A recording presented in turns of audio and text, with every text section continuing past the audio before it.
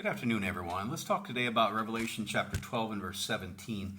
You know, I have a lot of experience with respect to this verse because I've studied with dozens and dozens of people over the years that believe that this verse is specifically talking about their church, their denomination. Their church is the primary application in their minds for this remnant church. And I find that quite arrogant, if I must say. But let me show you how they arrive at this. I'm going to show you again, Revelation 12:17. And it says, "And the dragon was wroth with the woman."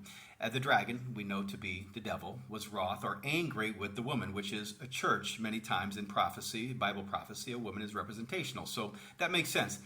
But he goes to make war with her? No, he goes to make war with the remnant of her seed, her offspring, and he goes to make war with them, the church that comes from her. So what remains until the end of time has a target. This church has a target on its back, and it says that you'll know this church with two distinguishing characteristics. And the people I've studied with would say, aha, see, that's us, because it says they keep the commandments of God and they have the testimony of Jesus, that is the spirit of prophecy. They say, well, we keep all of God's 10 commandments, including the Sabbath, and we have a prophet. Well, my friends, let's take a look at the commandment part first.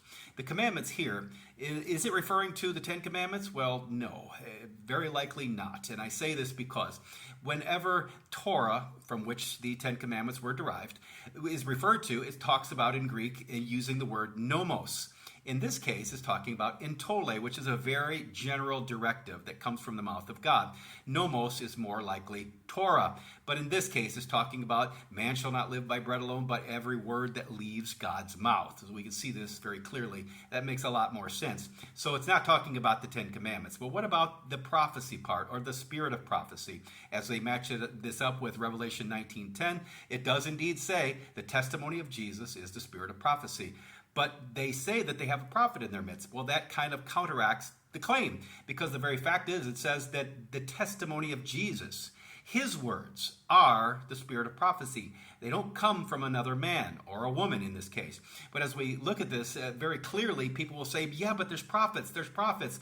Well, my friends, it says in Hebrews 1, explain this. It says that God used to speak to us through prophets, but now he speaks to us by his son. So that makes more sense now that you don't have a prophet in your church, and this is not referring to the 10 commandments. This is talking about a faithful church that comes from the original apostolic church that lives by the directives of God and the voice of Christ. So because you say that you keep all of God's 10 commandments, including the Sabbath, and you have a prophet in your midst, does not make it true. The faithful, true remnant is one that is faithful to the words of Christ. That's the new covenant.